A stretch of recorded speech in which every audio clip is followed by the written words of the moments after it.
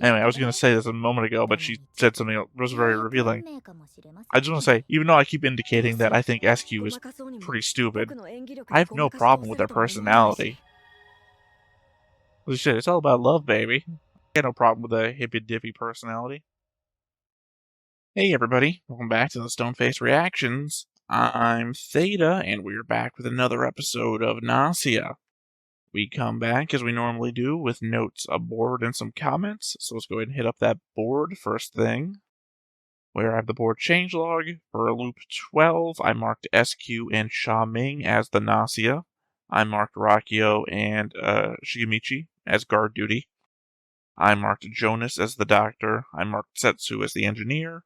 And then I marked Remnen, Setsu, Shigemichi, SQ, Rakio, Shippy, Otami, and Yuriko as eliminated.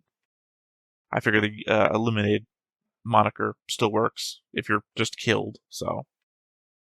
Next up, we have the notes. I guess Comet is the hard counter to Remnant's master thing that we encountered before. If they are taken out in a way that isn't being frozen or Gnosia deleted, their mold will go crazy. I mean, beyond the implication that touching it might kill you anyways.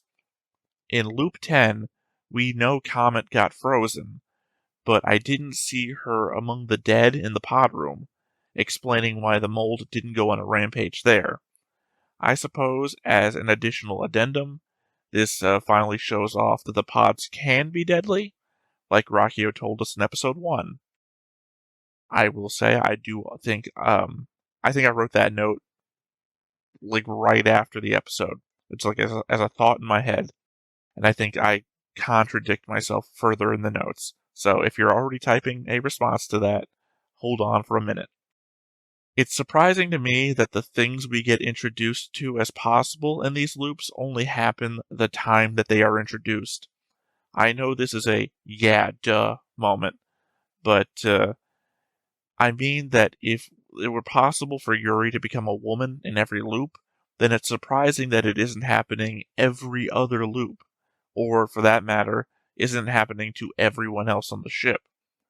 That beyond looping into random mixes of characters, that we aren't also looping into random mixes of genders for each character. And considering the spectrum of genders that we have, there could be such a massive number of possibilities going on. I also get confused by Setsu, as they should know Yuri is looping along with them, and yet when Yuri is confused about being a woman, they have nothing to say about it, and Yuri just tries to pretend with them. I mean, more so, it's just an element that this happens quite often where Setsu will regard Yuri at the start of a loop with no indication that anything is up, or even ask about the last loop. Which, fine enough, they had the whole talk, some loops back, about not sharing everything, as there is no telling if either might be the Gnosia, and, playing at their best, while also having concern for the people that they can't loop with.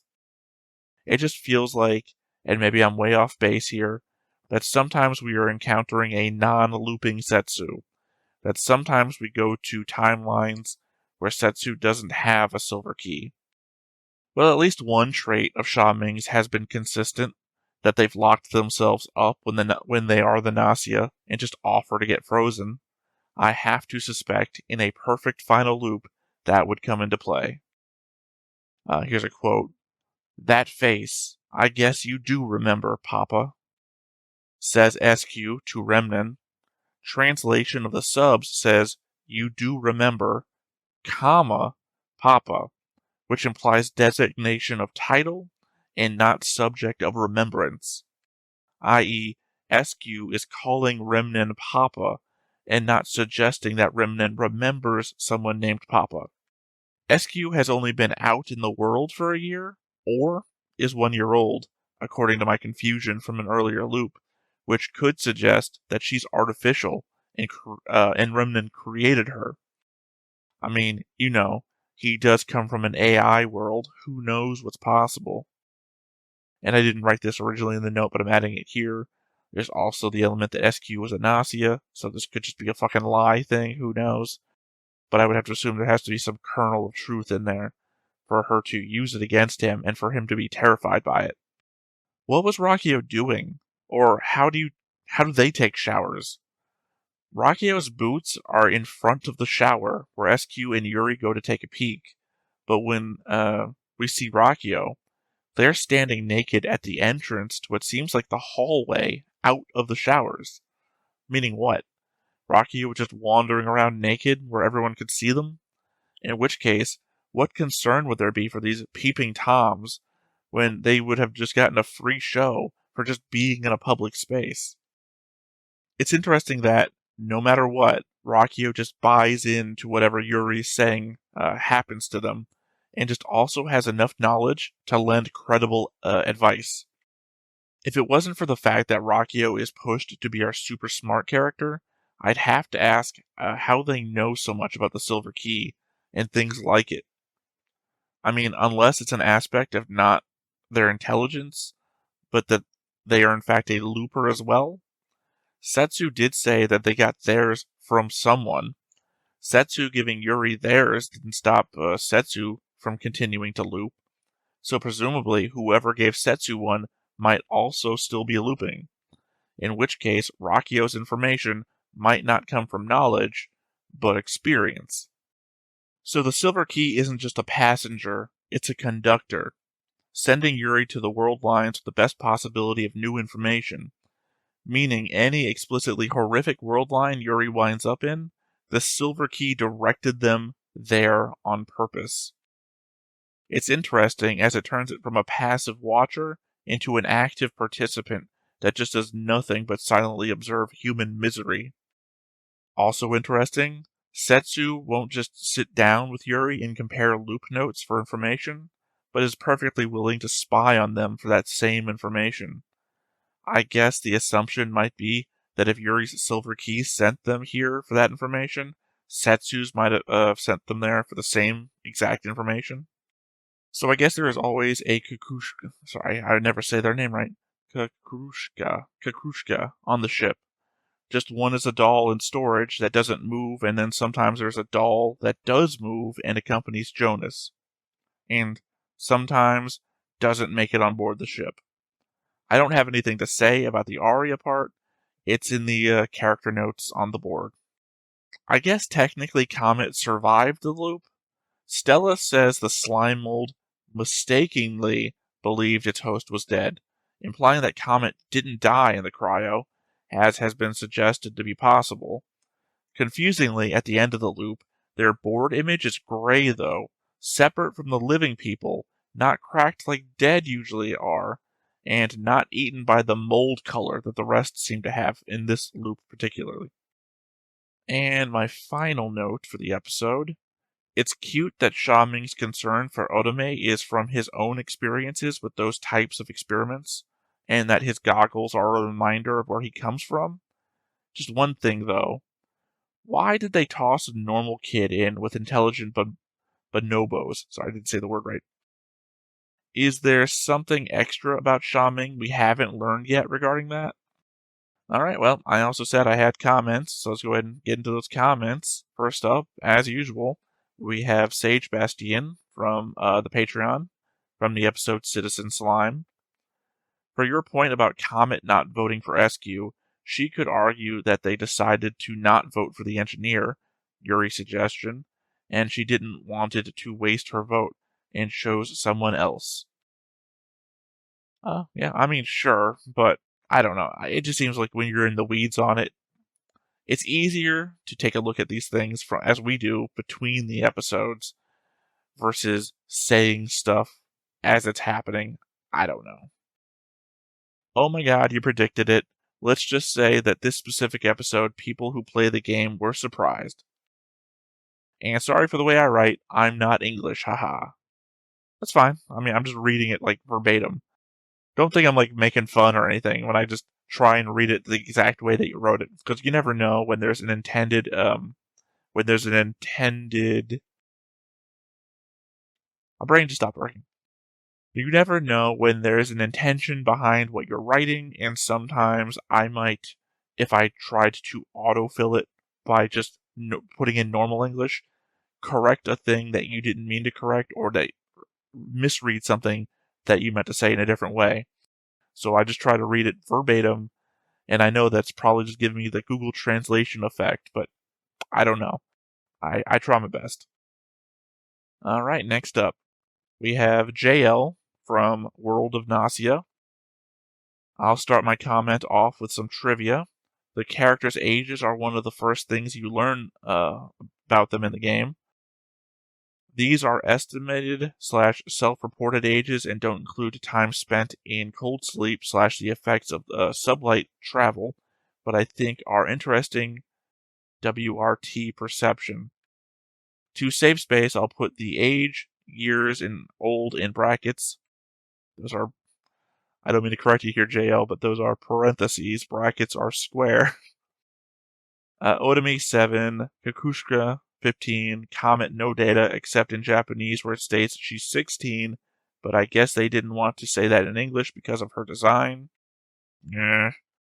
Setsu and Rakio 18, Yuri has no stated age, but if I had to guess, I'd also say 18 to match with Setsu. Yuriko and Remnin 19, Gina and Shaming 21, SQ 24, Shippy 25, Stella 26, Jonas 33, and Shigemichi 88. Shigemichi's not acting his age. Also, SQ being 24 really throws me through. My whole thing about SQ being 1 year old, or 3 years old, and being an artificial being, I feel like your trivia has ruined that for me.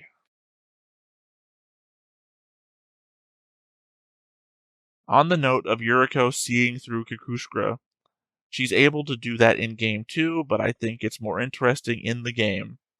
Rather than after Kikushka did anything suspicious, Yuriko says something about not being fooled by her appearance. After some really cute / innocent looking interaction with the other crewmates, the game takes longer to show anything unusual about Kikushka. Yeah, I guess that was a thing earlier where Yuriko wasn't fooled by Stella? Was that a thing? Am I just making that up now? Because if that's the case, it just implies that Yuriko can see a living thing versus a, well, I don't know. We're counting them as human when the time comes to vote for them. I don't know. Seems to be part of their power, but I keep thinking about what's their actual, power. Unlike in the anime where Stella told Setsu and Yuri she was an android because of the Shigemichi stuff, in-game you find that out when Yuriko starts trying to evict her from a meeting for being a mere puppet and not a person. So she's definitely got something going on, I think. Okay, I guess I should have just read the next sentence. But anyway, I'm talking again more about the element of, how basically she took Yuri down in the end of the loop that she was introduced in. Her eyes glowed, she went, "Argh," and then Yuri just went to the ground. When I talk about Yuriko's powers, that's what I'm usually referring to. Otami can also see through Stella and Kakushka, but she's too nice to bring it up, because of course she is. She's just the best. There's a single line somewhere where Otami is like, I wish I was a human, I'd even be fine just looking like one like Stella and Kakushka. You don't think about it much in the moment, but it's a fun hint. I'm assuming you're talking about the game, because I don't remember that being said in the show. Either that, or it was just on one of my off moments where I just did not pick that up at all. Even though I watch it once and then I rewatch it again for notes, it doesn't mean that I'm smart enough to pick up everything. About Rakio saying how dangerous cold sleep is in episode 1, but going along with freezing everyone in episode 8. I guess this isn't ever stated, but I always assumed the difference was the presence of guard duty. Unmonitored cold sleep is, I assume, more risky than cold sleep with 2 confirmed humans who can keep track of vital signs and make setting adjustments when needed. Well, unless one of them decides to go on a killing spree. Well, yeah, but obviously at that point they're just putting bars through windows, so I don't know if that matters. Yeah, I don't know, because I would just assume that Levi would keep track of all that shit, but y'all keep going back and forth on telling me, Levi's all fucked up. Also, Levi can do this. If someone tries to kill somebody, Levi will blow up the ship or something. But it's like, Levi is unreliable at best. I'm going from Levi can do anything to Levi can do nothing. Alright, next up we have Weirdly Pictured Being, also from World of Gnosia. Yuri absolutely screamed when they got eliminated by the Gnosia in, I want to say, episode 4. I don't remember contradicting this, but apparently I must have.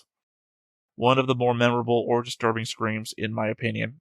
Disagree, Otami screaming, for me, is the worst, because she's so fucking adorable that any harm that comes to her makes it so much worse.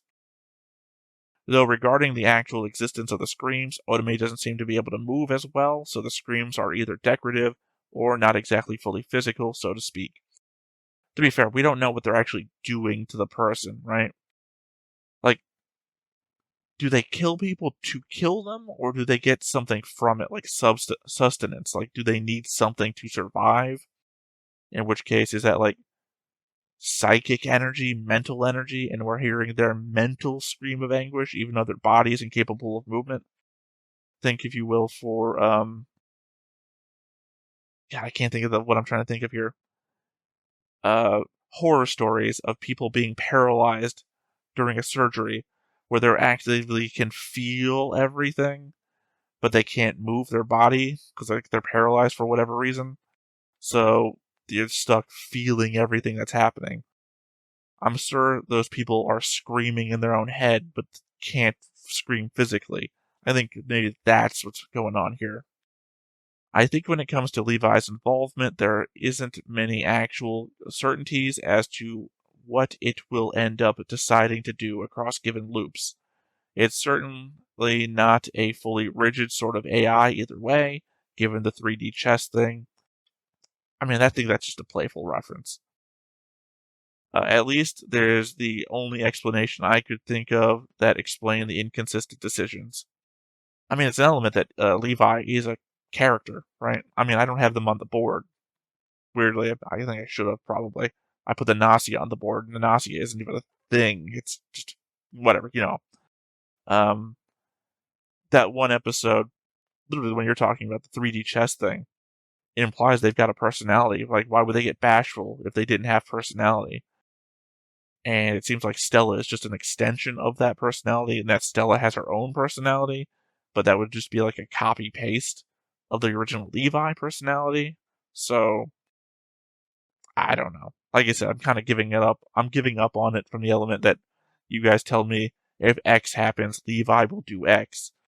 But increasingly, as we go on, it seems to be that if X happens, Levi is incapable of doing anything.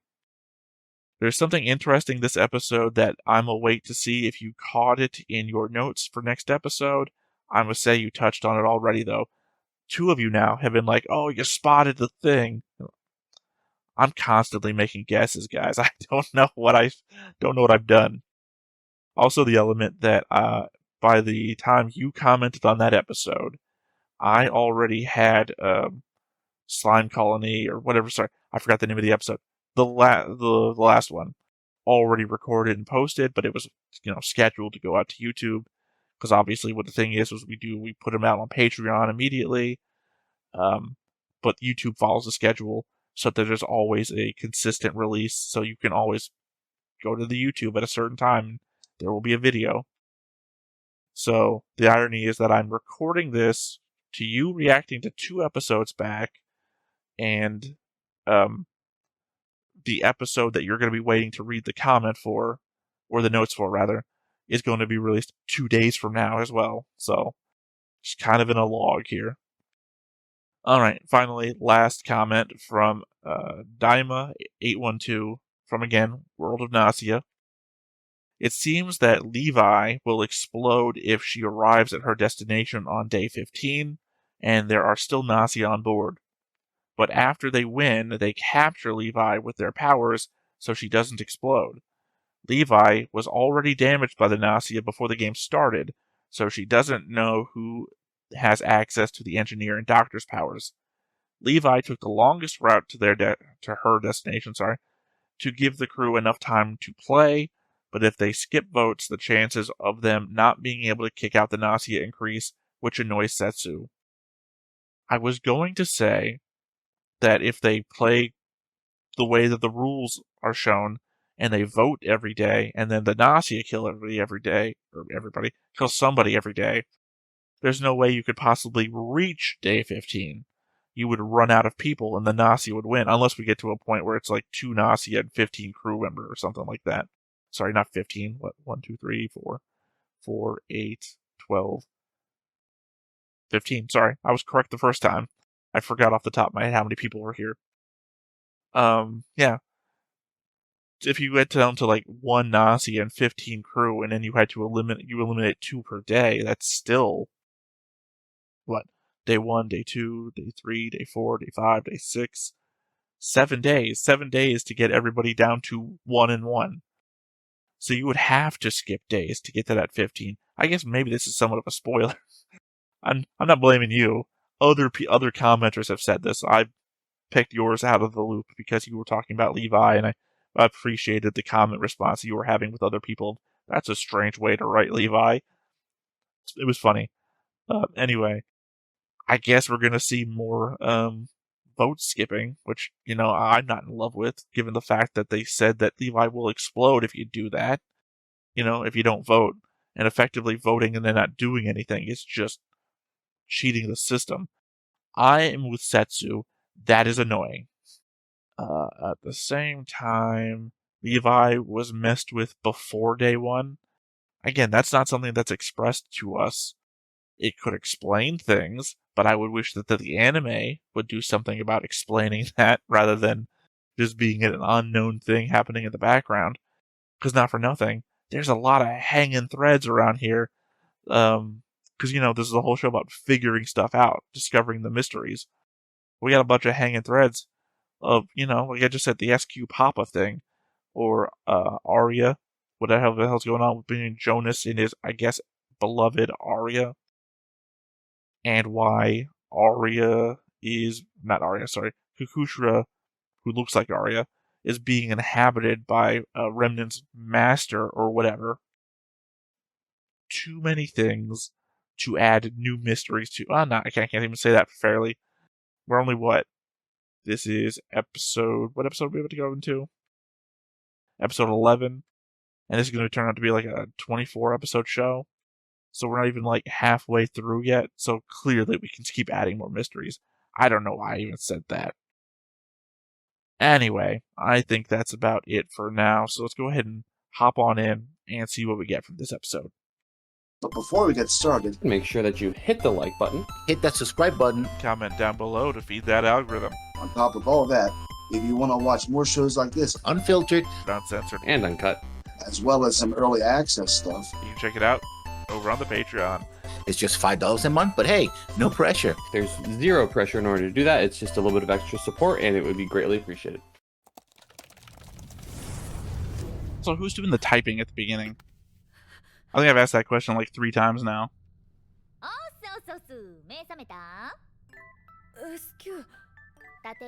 you ever been woken up by SQ before?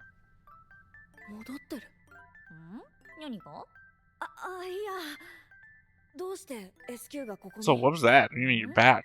You the whole looping thing? Well, guaranteed human. Then how did you get injured if you didn't leave the ship? Sorry, I think that defeats the whole guard thing. How does Yuri get injured to wake up in the pod if they were on the ship the whole time? Because then that implies that somebody came aboard the ship.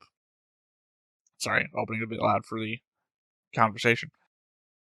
That implies that somebody came aboard the ship and injured them, right? Unless we're going to cover in this episode what the inciting incident that Yuri is constantly waking up in the pod for. Has it happened yet that Yuri is not woken up in the pod? And I'm not counting the episode where we just started on day 3 or warp 3. Because conceivably, among things that I'm talking about before, the part where if Yuri can start a loop as a woman, why doesn't he start loop randomly as a woman all the time? If anything can change, why does Yuri always get injured at the start? Is Yuri the one that fucked with the computer? Did the computer try and defend itself? And that's why Yuri constantly wakes up injured? You know, the element that I think Yuri and Setsu are connected from stuff that happened on the planet, as per the whole cafe thing that I kept talking about early on. It might be that if Setsu set something up early on, that Yuri might have been part of it. Setsu would be the only one that would know, though. 新しい情報があるってことなんだろうな。いや、どうして？どうして？わかるでしょ？レムニャンのことが大好きだからだよ。Again, Papa, whatever the fuck's going on there. The age thing is now throwing me because it gets rid of my whole theory. 綺麗だなって思って爪。おお、だしょ？そこに気づくとはできるの、お主。それで他に乗船しているのは？ユーリンチーでしょ？ SQ ちゃん、セツとレムニャンとジョナス、ククルシカ、シピ。 She definitely said SQ, and it wasn't. Maybe I just misread the subtitles. グノーシア反応は2名、エンジニアとドクター、守護天使が1名、そしてユーリ様と SQ 様は船で留守番をしていた。 Oh, never mind. She said me, and it said SQ. I'm sorry, I was stupid. じゃあ会議を始めようか。 So, somewhat low count person, and then a lot of roles. 君に合わせた覚えはない。ククルシカがいるということは前と違い、ジョナスにククルシカのことを聞いても問題はないはずだ。ただ、なんて聞けばいい？ I mean, you can always go for broke again and ask about Arya. あれも人形ということなんだろうか。まずエンジニアの権限者名乗り出なさい。そして己が務めを果たしなさい。 What duty? 俺エンジニアなんだよな。 They won. 今晩誰か一人グノーシアか調べてみるわ。待ってください。エンジニアは僕です。二人か。 88 years old. Shigemichi, huh? 名乗り出ず、深き川ほど静かに流れるというが。ドクターが力を発揮するのは誰かがコールドスリープになった後だからね。 Again, legit, do not call out your roles in day one. It's fucking stupid. どうやら現段階で得られる情報はこれだけのようです。さて、宴をどう進めるか。まず人間だと確定してるやつに聞いてみたらいいんじゃねえのか。なんとも言えないけど、エンジニアの判定を聞く前に凍らせてしまうのは危険だと思う。 Again, I don't even think it's a smart idea to ask the guard duty people anything. They have no information. Just write them off as people you don't vote for, and then find something else to hook into.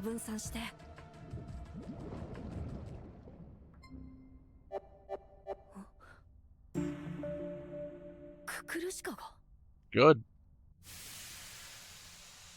If Kukushka's around, at this point you should guide the vote. And legitimately, freezing her means absolutely nothing now that we know she's just a doll. このループでジョナスにククルシカのことを聞くのは無理だ。ループするたびにわからないことが増えていくばかりだ。ユリコは何かを隠しているのは間違いないし、 Yeah, superpower. 人形のククルシカがなぜあんなことをするのか、レムナンがなぜ怯えるのか、何一つわからないまま。 Well, because clearly this Remnant is surrounded by people that know him and have power over him. 今はこれを満たすために頑張るしかないのか。わーい、ラブリーユーリだ。 SQ。 あ、何それ、綺麗。あ、いや、もうすぐ空間転移の時間だけど。 I feel the most confident that you could share anything with SQ and she just would not take it in. いいのかなと思って出くわすよ。ほら、SQ ちゃんとユーリンチーは人間って確定してるわけでしょ。お互い怪しむ心配のないソウルメイトなのだって。そうか。SQ と留守番になるのは今回が初めて。ということは、情報というのはもしかして。なになに？ソウルメイトじゃ不満ですか？ Yeah. じゃあ。 What information could that be? What being with SQ is like? そうだ。The same way you were trying to figure out what being with Sha Ming is like. 行くところまで。あれ、違った。 Yeah, she's all about the game. She's not about actually getting there. 軽い冗談でごわすよ。ユーリンチーがそんなグイグイ来るとは予想外だったぜ。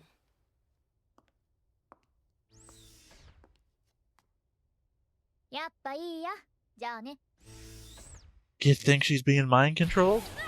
Is that what that is? The headband thing? 言ってんだよ、冗談に決まっているだろ。何回 SQ と話してきたんだ。そうだ。あんな風にいつも冗談めかしているのが SQ じゃないか。 Well, you know, when she's the Gnosia, I doubt she's actually joking. SQ 見なかったか。ああ、いたぞ。確か。シャワールーム。また。 Making this a habit? SQ。あれどうしたの？いや、違うんだ。これは What are we about to discover? なんだ、俺の体に興味があるのか？はいはい。なにもしかして SQ ちゃんのことを Slow 探 pan? してくれた？ Nah, you tricked us. あ、本当に？どうして？いや、話に来てくれたのに、なんか変なこと言っちゃってごめん。申し訳ない。Huh, her holographic tattoo is not there. そんで、ユーリンチー的には誰がグノーシアとか思ってたりするの？正直言うと、特定するのはまだ難しいと思ってる。SQ は？どうかな。ただ、エンジニアの二人は Is she a doll too? Is everybody in the ship gonna be dolls? Well, I would say Yuriko would point it out. ついてたら多分顔に出る気がするし、やっぱラブだぜ。その顔やっぱ覚えてるんだね。Again, Gnosia. She was a Gnosia in that loop. 何？レムナンは SQ のパパなの。パパ？何それ？いや、なんでもない。そうだ。 Unless it's information that when the Gnosia had it, was willing to say it, and she's not. ユーリってさ、何か隠してるでしょ。記憶喪失の割には知りすぎていますもの。SQ ちゃんの鼻はごまかせませぬぜ、旦那。そうかな。ま、言いたくないなら言わなくてもいい。 Anyway, I was going to say this a moment ago, but she said something that was very revealing. I just want to say, even though I keep indicating that I think SQ is pretty stupid, I have no problem with their personality. Holy shit, it's all about love, baby. I got no problem with a hippy-dippy personality. じゃあユーリンチーはループしてこれだけの知識を貯めたってこと？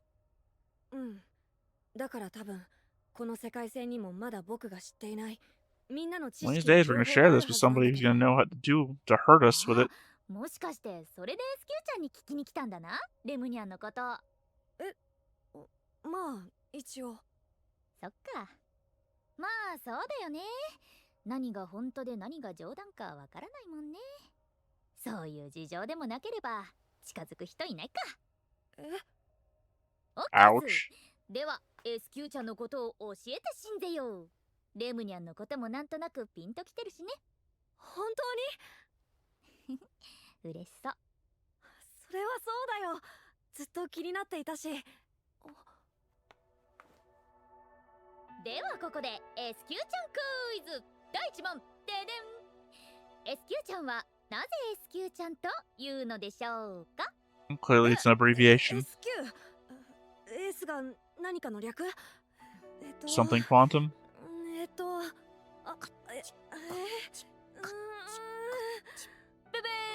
ー、ユーリンチ失格。次のステージに進めません。なんて冗談。Are we able to Groundhog's Day our way to keep guessing? ABC から始まって Z まで行ったら次は AA、AB、AC。 So it's her name's a number? SQ って何番目になると思う？アルファベットが26文字だから511番目。 Name of the episode. つまり S q ちゃんはスペアなのです。511番目に作られた。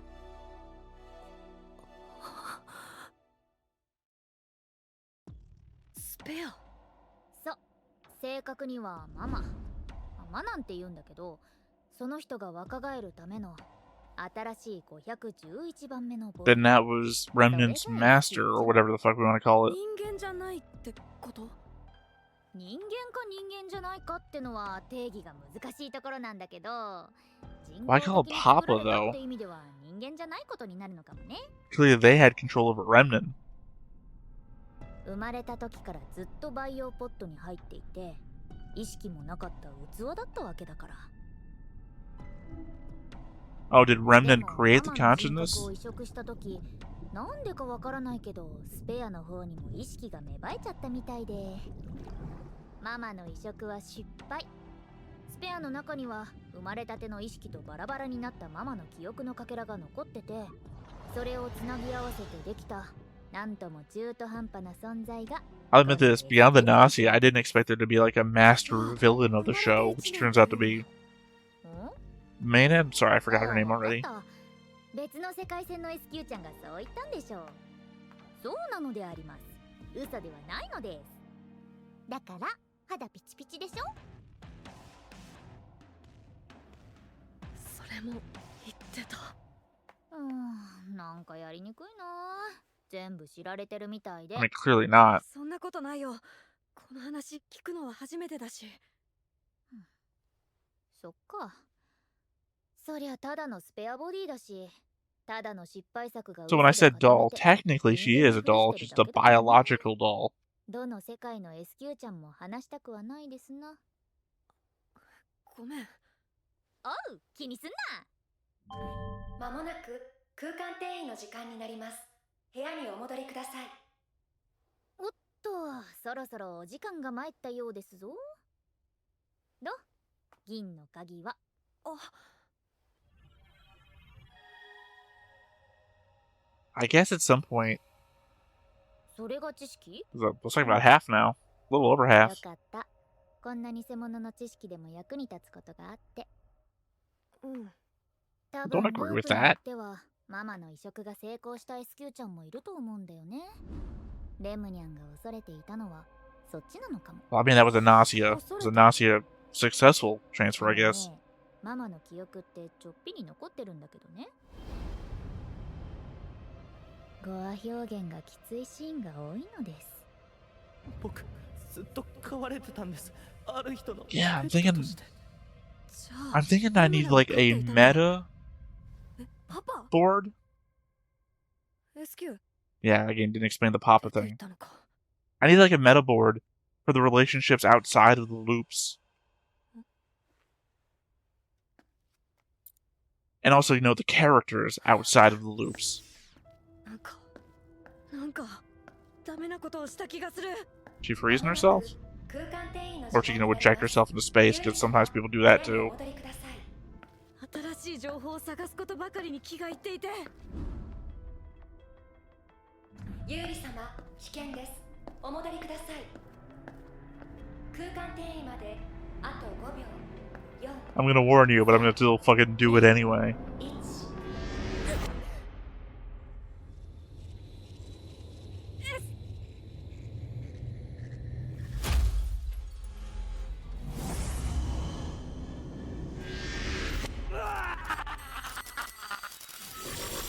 Was that Shigamichi? I thought it was about to be implied that being out of your room would get you killed. SQ 様の反応はあります。 Because I guess legitimately in a time freeze with the Gnosia roaming the halls, you just standing in the hall frozen, I think would make you a huge target. その真剣な顔、もしかして S q ちゃんに告白ですか？いや、そうじゃなくて。残念ながらもう会議が始まってしまいますぜ。レビ先生厳しいから遅刻厳禁ですの Well, で。 there you go. I was wondering, because some of y'all keep calling Levi a miss, and I had no gender for them myself. Confirmation.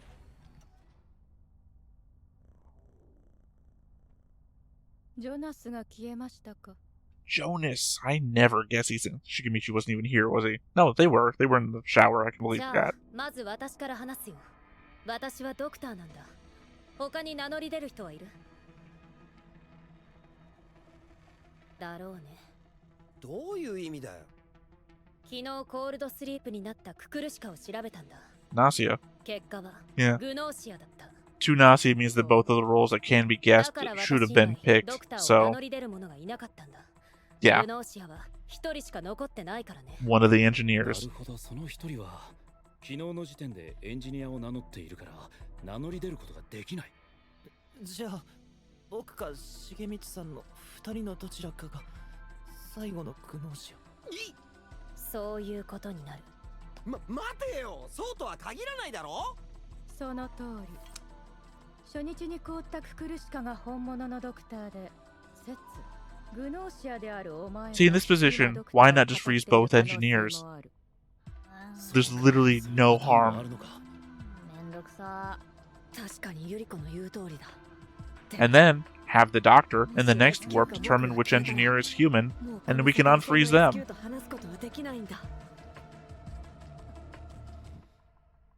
ユリ。確かにユリコの言う可能性も否定できない。けど仮に説が本物のドクターでククルシカがグノーシアだとしたら、ここで僕たちの勝利は確定する。あ、なぜだ。デビ、昨日の投票結果。 Oh, if Kakushka was the doctor and Setsu is the Gnosia.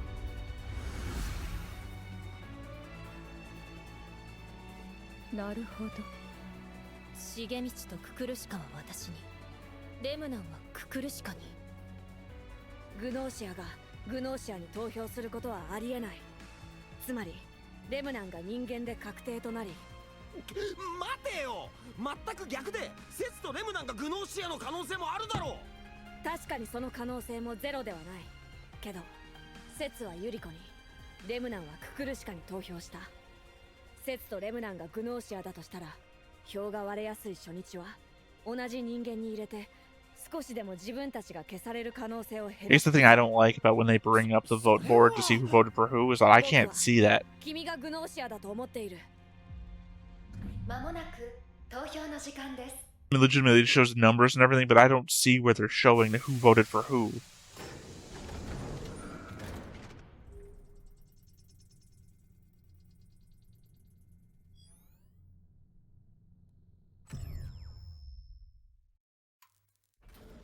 グノーシア反応が消えました。助かったんですか。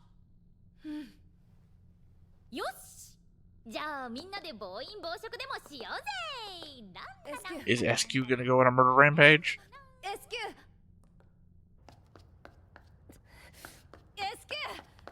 Also, we won and we didn't loop. Why didn't we loop? The holograph room. Hope Remnant didn't wander in here. They'll be fucking up for him.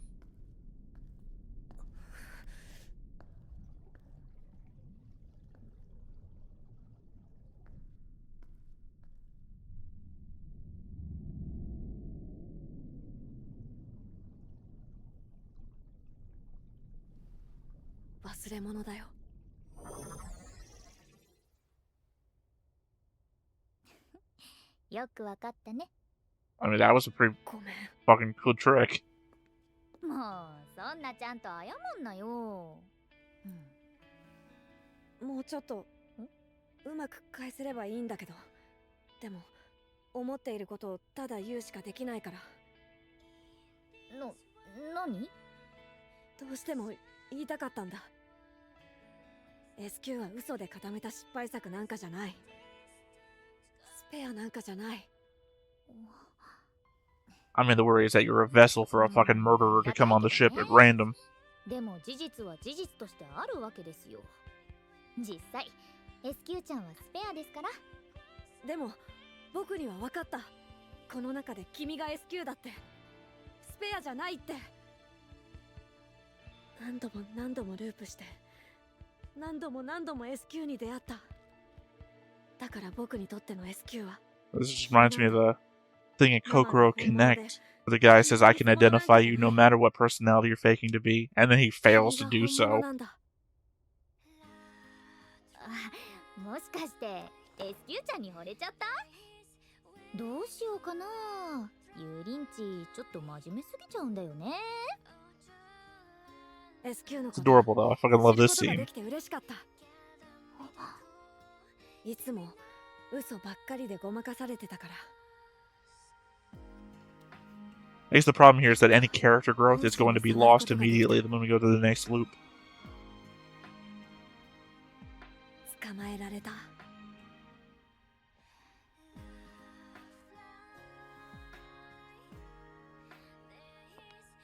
ユーリンチはこれからループす Yeah, る。 why haven't we fucking looped? We won.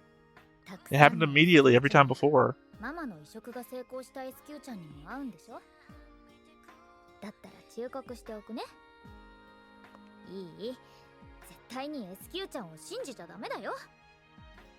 あの人、マナオは天性の嘘つきだから。SQ ちゃんみたいな嘘つきにもう引っかかっちゃダメだよ。 I mean, this is probably the best version of SQ so far. それと But again, we could lose her. We lose her to the loop. 忘れないでほしいなって。約束する。 Oh, this is fucking sad. 反則だって。女の子抱かせて。 No, it's actually... 言っちゃえ。さっさと言っちゃえよ。 It's sad and it's not sad. I'll cover that in the credits. SQ やだ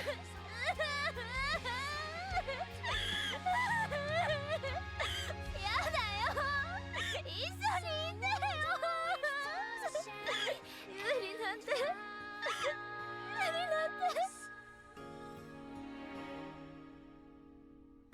ユリなんて。ユリなんて。大好きだ。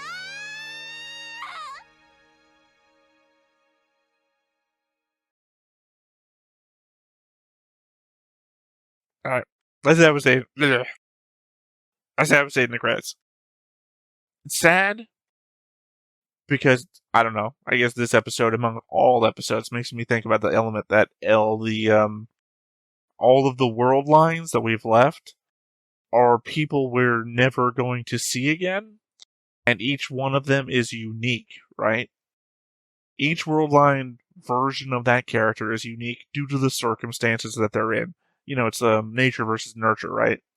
In this element, you come in to the loop that you're in due to the nurture element of who you've been raised to be, etc.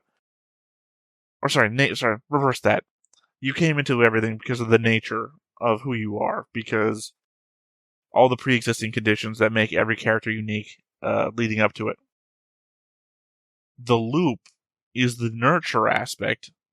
The world changes them. They become unique to every other version of themselves that exists in every other world line. So, this SQ is different from the flirty SQ from the first loop, or the Gnosia SQ of the other loop, or any of the other ones that may have been... Again, I guess I don't know, I forgot her name already. Manon. Who had fully uploaded or whatnot. And again, the element of how is Kukushra Manon in that? I'm going to keep calling them Manon until I go back and take my notes and I actually get the name down. How did they get uploaded into Kukushra then? Why wasn't it was SQ even in that loop? I don't remember. It's sad from that aspect. It's sad that I Love You Yuri SQ is gone forever.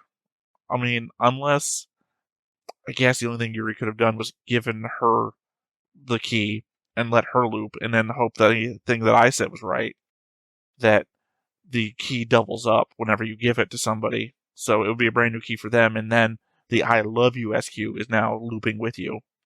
But I was going to say, it's not sad, because there's no indication that Yuri, dies in the loop that they left, unless they did die, and that's the cause of their looping. There should still be, this Yuri is going to loop out and go to another world line, right? But SQ is still just going to be there on the floor. I love you, don't leave. And there's going to be another Yuri there. Like, okay, I won't. You know? I don't know what the transition would be. Is there just going to be a blink and I'm still here, I didn't leave? The element that when Yuri loops, Yuri that's here should still be here. So SQ is going to have this weird, why didn't you go anywhere thing. And this Yuri, who's left behind, I have no idea if they have any idea that there was another presence in their mind that left, or if they are going to go back to Amnesiac Yuri, who didn't know anything. Like, I have no idea if we're ever going to go back to any of these loops. It would be amazing for me if we did, because I can keep track of all of them on the board. So if we have Yuri just goes back to previous loops to experience what happened afterwards, one, horror show for a lot of them, but two, would be amazing for me, because again, I could just like, oh god, we're back in loop 4. Let's see, who's on loop 4 again? Reference material. Oof, god, hard to say. I would put this definitely in the top. I know we're only on episode 11. I would definitely put this in the top 5. I really am a sucker. I react poorly to the emotional stuff because I'm, again, stone-faced reactions. But it always fucking gets me sometimes. Always, sometimes. I'm a fucking idiot. It gets me sometimes, and when it does get me, if it starts getting me at all, it gets me there. So, best SQ that we've had. I haven't started like a marking down of who the best versions of each character were, because obviously it'd be a hard measure. Clearly, even though I love Rakio, they are the person I got picked as by AI consensus, ironically. I enjoy them, and I guess last Rakio has been the best Rakio so far. But then again, you know, Rakio has been an ass most of the time, so who the hell knows? Anyway, I'm rambling. I'm thinking I'm just going to go ahead and wrap up here. I'll bring everything back up that I missed in my notes section next time. Otherwise, really love the episode. I keep saying that SQ is like one of the dumbest. Clearly, Comet is fighting SQ for being the dumbest, but that's not to say that I dislike them personally or I dislike their personalities. SQ has always been fun. Now she's proven to be emotionally intelligent, just not seemingly actually intelligent. Well, fuck it. She's putting out there that she's lying all the time, too.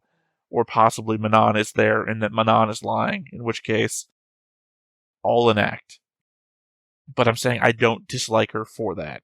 It's just that amongst characters that I'm keeping an eye out for, that's not the sort of thing. I put her and Comet in the same category because they're both doing sort of the same thing.